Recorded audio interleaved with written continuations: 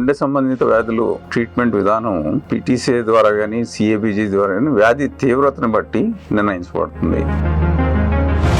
పేషెంట్కి ఉన్న రక్తనాళాల్లో ఉన్న అడ్డంకులు, సపోజ్ ఒక రక్తనాళంలో అడ్డంకి ఉండి పేషెంట్ కనుక యాంజియోప్లాస్టీ ద్వారా అంటే బెలూన్ యాంజియోప్లాస్టీ ద్వారా స్టెంట్ ప్లేస్ చేయటం వల్ల,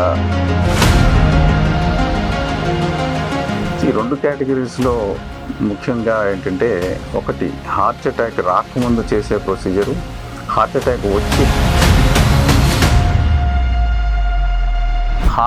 వచ్చే రిస్క్, గుండెపోటును బారిన పడే రిస్క్ ఎక్కువగా ఉంటుంది.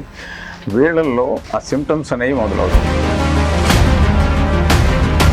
పేషెంటు ఒక కార్డియాక్ సెంటర్కి కనుక రాగలిగితే వాళ్ళని గుర్తించి ఈసీజీలో మార్పుల్ని ఎర్లీగానే పసిగట్టి,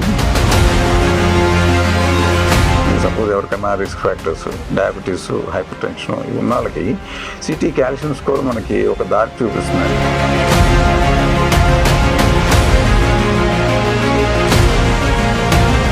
ఖర్చు విషయంలో అంటే యాంజియోప్లాస్టీ ఎంత అవుతుంది, తర్వాత సర్జరీ, బైపాస్ సర్జరీకి ఎంత అవుతుంది అనేది